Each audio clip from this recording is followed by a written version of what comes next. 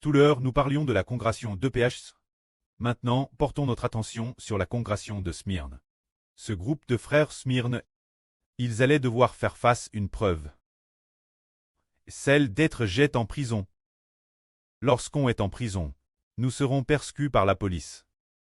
Disant, si tu continues de croire en Christ, on te laissera en prison pour toujours.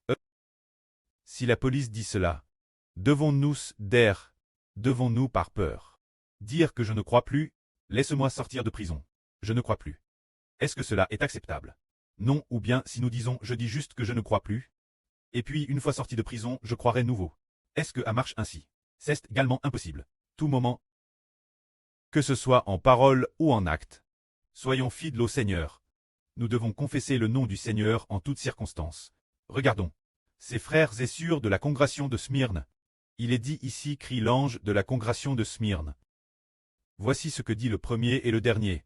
Celui qui t'est mort et qui est revenu la vie. Dis ceci.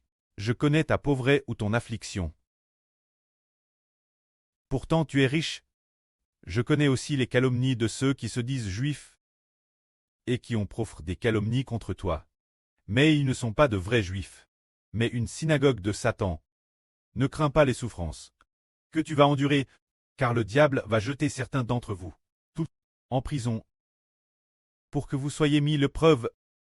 Sois fidèle jusqu'à la mort. Vous aurez une tribulation de 10 jours. Sois fidèle jusqu'à la mort, et je te donnerai la couronne de la vie éternelle. Ce que l'Esprit dit aux congrégations. Que celui qui a des oreilles écoute, doit être très attentif. Le vainqueur ne sera nullement blessé par la seconde mort.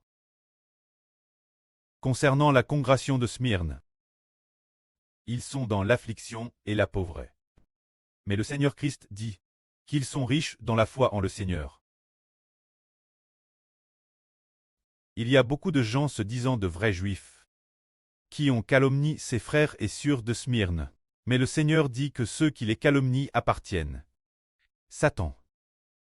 Ils vont rencontrer une preuve, c'est-à-dire subir des souffrances.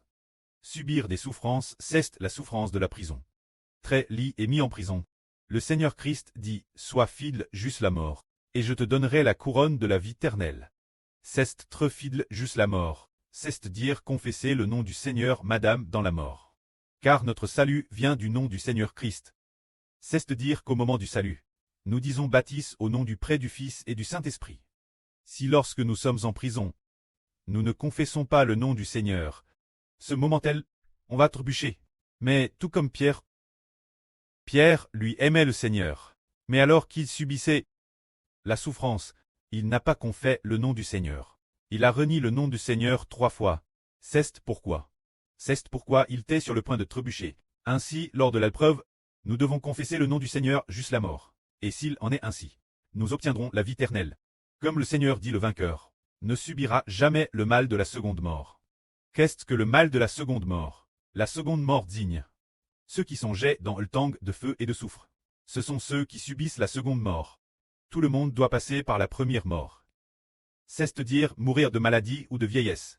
Mais alors, ceux qui sont détruits et ne reçoivent pas la vie éternelle. C'est-à-dire qu'après la résurrection. Ceux qui sont ensuite jetés dans le tank de feu et de soufre. Ce sont ceux qui subissent la seconde mort. Ce sont bien ceux qui subissent la seconde mort. C'est-à-dire qu'après la résurrection, ensuite ils sont condamnés à mort, et jetés dans le tank de feu et de soufre. Alors si nous sommes fidèles au Seigneur jusqu'à la mort, nous ne connaîtrons pas la seconde mort. Mais au contraire, nous aurons la vie éternelle. Que la gloire soit auprès et au Seigneur. Amen.